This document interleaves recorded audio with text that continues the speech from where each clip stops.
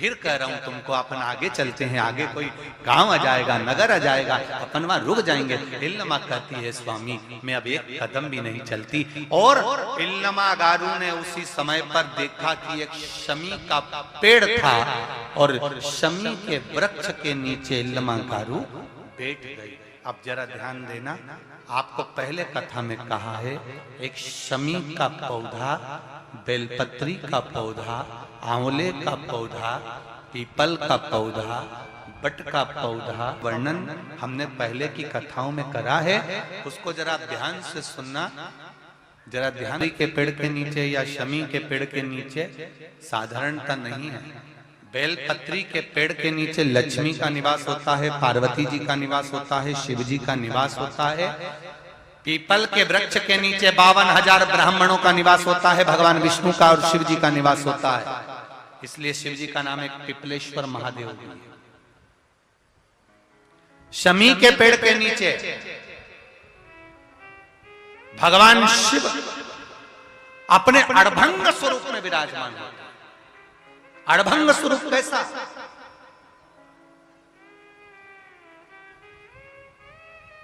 हम क्यों कहते हैं कि आप लोगों को भी पहले कहा, शमी का जो पत्ता होता है, देखा है शमी का जो पत्ता होता है, हम पहले भी कथा में कहा है, जो व्यक्ति मदिरा में डूबा रहता है, नशे में डूबा रहता है, जो व्यक्ति बहुत ज्यादा मात्रा में ये तंबाकू गुटखा या पाउच आदि खाता रहता है और उसका गुटखा पाउच छूटने को ही तैयार नहीं होता, वो बेचारा प्रयास करता है, ऐसा नहीं है कि नहीं करता।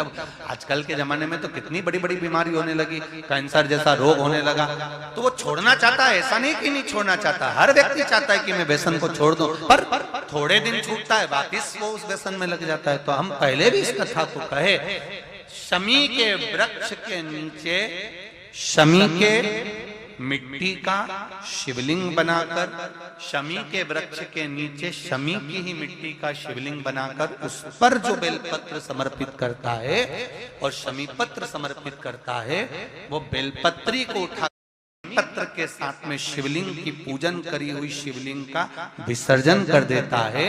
उसी दिन उस बेलपत्र को, लाए हुए बेलपत्र को जो शमी पेड़ के नीचे पूजन कर कर बनाया गया है, उस बेलपत्र को जो नशा करने वाला व्यक्ति होता है उसको 3 दिन तक लगातार पहली पत्ती बीच की, दूसरी पत्ती राइट की, तीसरी पत्ती लेफ्ट की, जो एक एक कर कर 3 दिन तक खिला देता है। 3 या 4 बार अगर प्रयोग कर लिया तो ये निश्चित है दूसरी बार वो नशे में धुत नहीं होगा, ये निश्चित। शमी वृक्ष जो शंकर भगवान का अड़भंग स्वरूप जहां विराजमान,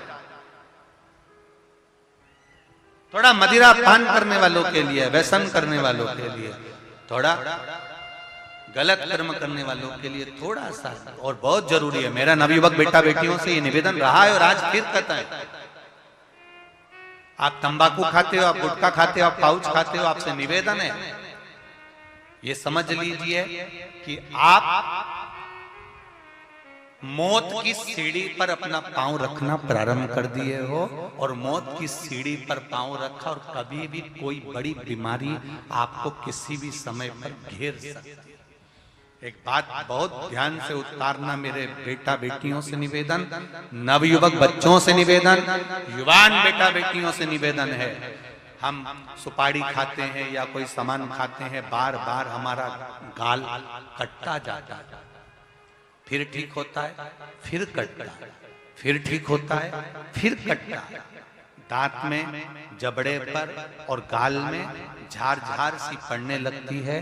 धीरे धीरे धीरे धीरे 10 साल, 15 साल, 20 साल, 30 साल बाद वहां फिर घाव उत्पन्न होने लगता है। अच्छा, कई लोग कहते हैं कि पुराने लोग भी तो खाते थे, तो पुराने लोग ये तंबाकू या गुटखा नहीं खाते थे, पुराने लोग पान खाते थे, बीड़ा खाते थे। पान में चूना लगता था, कत्था लगता था और पान में एक तंतु होता है बीच का, वो तंतु एक ऐसा होता है जो अंदर बीमारी को पनपने नहीं देता। इसलिए जो बुजुर्ग लोग जो पान खाने वाले होते हैं, केवल जो पान का सेवन करते हैं, उनको कभी ये बड़ी बीमारी का रोग सताता नहीं है। और जो ये नया नया पाउच आता है जिसपे तुमने देखा होगा उस पे कैंसर का फोटो भी बना रहता है, ये नए नए पाउचों पर कभी तुमने देखा कि पान पर फोटो बना हुआ है? पर पाउच पर, गुटके पर उसका समझो।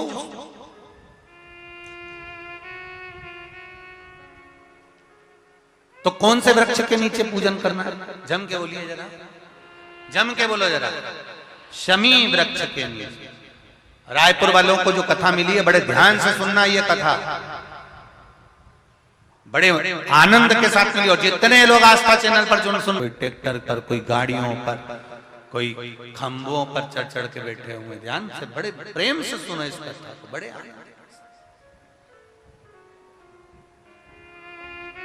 शमी पत्र का वृक्ष।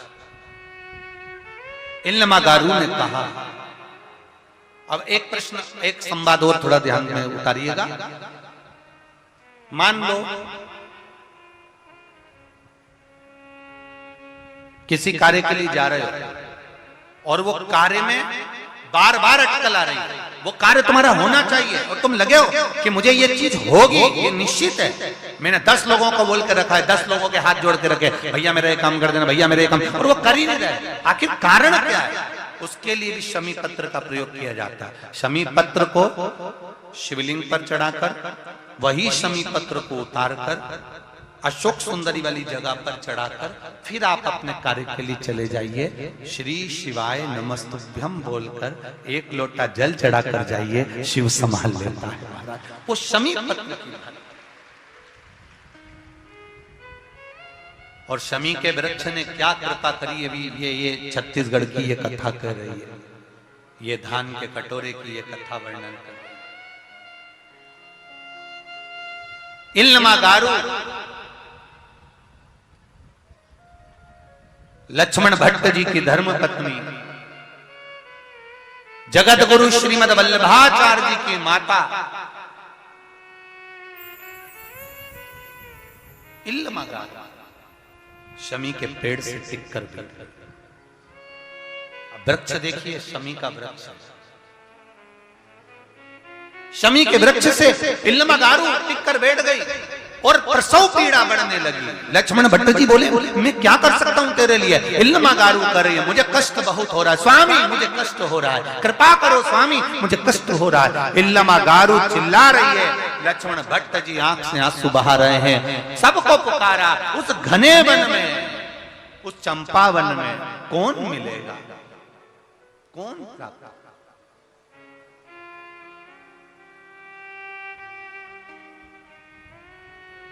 प्रसव पीड़ा बढ़ती चली गई। शाम सारे के सारे जितने लोग साथ में काशी जा रहे थे, सब आगे के नगर में पहुंच गए। आगे के नगर में पहुंचे और इल्लमागारू और लक्ष्मण भट्ट जी वहीं शमी के पेड़ के नीचे रुके। चारों तरफ वन ही वन है और इल्लमागारू के नेत्रों में जल। प्रसव पीड़ा बढ़ती चली जा रही है, बढ़ती गई। लक्ष्मण भट्ट जी बेचैन हो गए। पत्नी की दशा देखकर मैं क्या कर सकता हूँ? तभी समय बीता, रात्रि होने लगी और अंधेरा बढ़ गया। अंधेरा हुआ, अंधेरा होते हुए जब प्रसव पीड़ा बढ़ी, उस प्रसव पीड़ा के बढ़ते ही एक बच्चे का जन्म हो गया, एक बेटे का जन्म हुआ। तो लक्ष्मण भट्ट जी कहते हैं कि अभी तो आपको 9वां महीना होने में समय था इल्लमागारू। 8 मासा, 8वें महीने में बच्चे का जन्म हो गया और 8वें महीने में बच्चे का जन्म हुआ।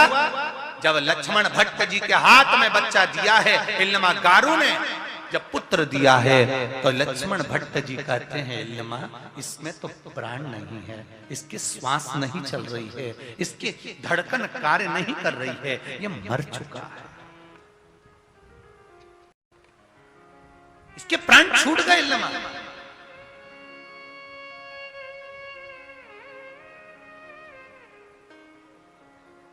जरा विचार करिएगा, बहुत ध्यान देना इस कथा पर।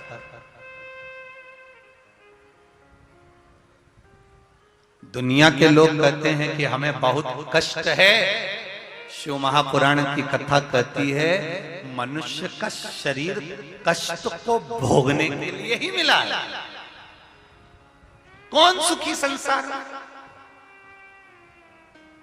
कौन सुखी?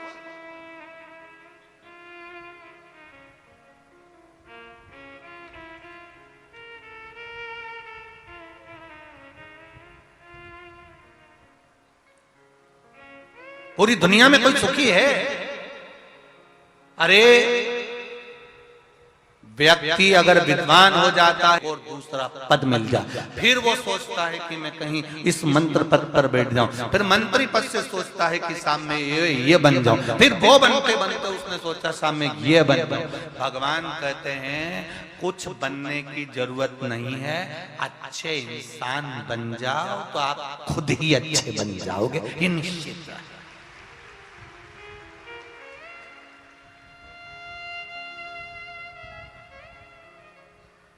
हम पहले भी कथा में कहे, आज फिर कह रहे हैं, आप लोग थोड़ा ध्यान से सुनना, बहुत ध्यान देना इस प्रसंग पर।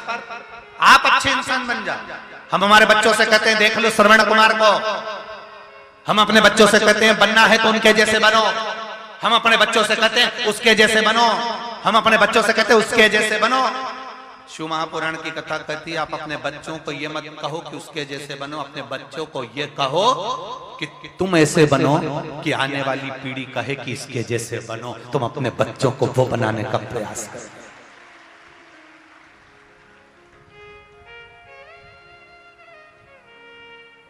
आप अपना कर्म करे जाओ, आप अपने कर्म की ओर अग्रणी होते चले जाओ।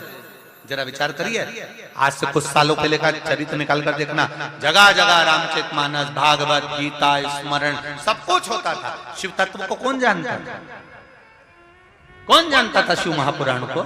शिव पुराण होती है, शिव पुराण की कथा होती है, शिव पुराण का चरित्र होता है, कौन जानता था? पर धीरे धीरे धीरे धीरे शिव महापुराण का जब विस्तार होते चले गया, लोगों के हृदय में शंकर की कथा बैठती चली गई, तो धीरे धीरे वक्ताओं ने भी, अब तो ढेर, तुम जब टीवी खोलोगे तब कोई ना कोई शिव महापुराण की कथा बाचता हुआ मिल जाएगा। शिव पुराण ने अपना विस्तार कर लिया। आप बनो, कई लोग कहते हैं उनके जैसे बनो, उनके जैसे बनो। आप अपने बच्चों को ज्ञान दीजिए कि ऐसा बनो कि तुम्हें देखकर दूसरे घर के माता पिता कहें कि इनके जैसे बनो। अपने बच्चों को ज्ञान उपदेश दो।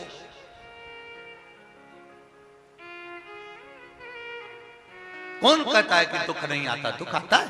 भगवान जगत गुरु श्रीमद वल्लभाचार्य जी की माता इल्लमा गारू के जीवन में भी दुख आया, श्री लक्ष्मण भट्ट जी के जीवन में भी दुख आया। ऐसा कोई मानव का शरीर बताओ जिसके सम्मुख में दुख नहीं आया? भगवान राम अगर पृथ्वी पर प्रकटे तो उनको भी दुख आया, भगवान कृष्ण पृथ्वी पर आए तो उनको भी दुख आया। ऐसा कोई बता दो जीवन में जिसको दुख नहीं मिला हो। दुख तो आता, पर दुख आएगा जाएगा, बस एक काम करते रहना है कि दुख की घड़ी में भी हमें शिव को नहीं भूलना है। शंकर के द्वार जाते रहो, शंकर भगवान पर बिना छल के, बिना कपट के, बिना अहंकार के, निष्कपट भाव के मन से जैसे आप शिव जी की आराधना करते हो वैसे चढ़ाओ। आप तो एक लोटा भर के ले गए। कई लोग कहेंगे बताओ, अरे कहीं कंगी मंगी तो करी आती, कहीं कपड़ा वपड़ा अच्छा पहनी आती, तो कह दो भगवान हमारा कपड़ा नहीं देखता, भगवान तो हमारा, अरे बोलो जम के, दिल देखता। शिव जी कपड़े से कभी प्रसन्न नहीं होते, शिव जी तो अपने हृदय से प्रसन्न होते हैं। निर्मल मन सो मोही। आप निर्मल मन रखिए, भाव शुद्ध रखिए, चित्त शुद्ध रखिए, हृदय शुद्ध रखिए, मिलेगा।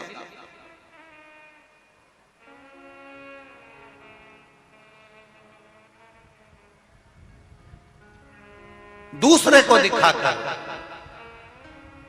अगर हम एक लोटा जल भी चढ़ा रहे हैं तो भगवान शिव से ये लोग पशुपति व्रत करते हैं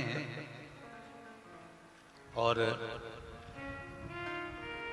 पशुपति व्रत धारण करते हैं तो हम उनसे एक बात हमेशा कहते हैं, आज फिर कह रहे हैं, पशुपति व्रत करने वाले को चाहिए कि सामने वाला व्यक्ति जैसा व्रत कर रहा है